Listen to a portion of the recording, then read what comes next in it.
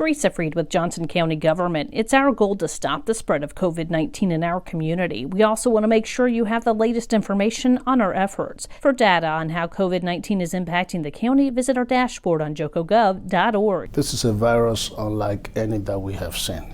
It's a pandemic, the scope, size of which is very rare.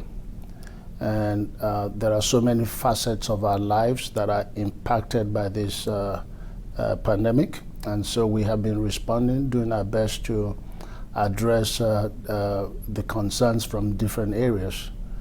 And by far one of the most important areas is schools, is opening schools. There's no question the advantages of keeping our children in school, learning, but also the social interactions and health. And it's not just physical health, it's emotional health, it's mental health. All of those collectively are reasons why we do need our children to be in school. The virus, though, presents very unique, concerning risk in environments that are similar to what we have in our schools.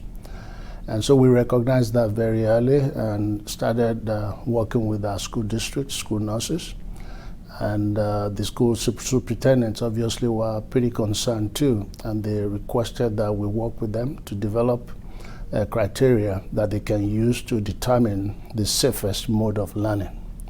And so for several weeks, several months, we've been working with them and really established very good collaborative partnership. Basically, they walked us through all of the processes, walked us through how schools operate. And so that by understanding the processes, we could identify the high-risk area and work with them on how to minimize the risk. And so the gating criteria that we released is a consequence of that collaborative effort. And we will continue to work with them. As schools open, we know that it does present unique challenges. We have to be able to test quickly. We have to have enough resources for case investigation.